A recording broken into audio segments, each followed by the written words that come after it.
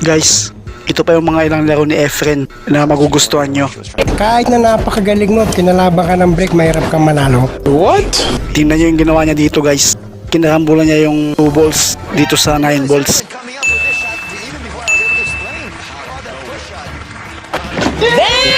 Yun nga lang guys, nawala ng preparasyon.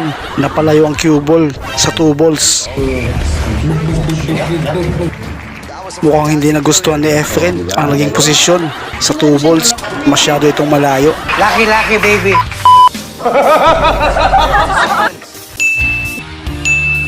Pero guys, hindi naman tatawaging the magician yan kung walang dahilan.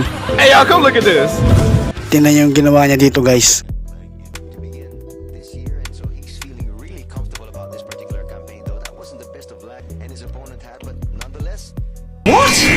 Grabe guys, ang husay talaga ni Efren. Isa itong one real kick shot. Sapul na sapul ang 2 balls sa corner pocket. Grabe.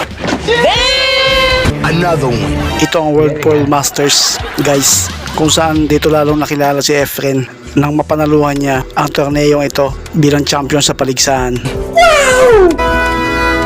Okay guys, tingnan natin.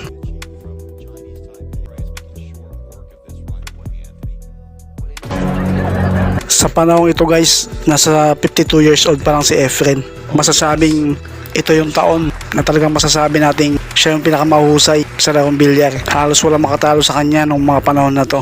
Lucky baby. Kaya napagtagumpayan niyang makuha ang titulo bilang world champion nung mga panahon na to. Kitang-kita naman guys kung paano kontrolin ni Efren ang cue ball sa kasunod na bola. And that time, that's Kaya madali niyang maipasok ang bawat tira.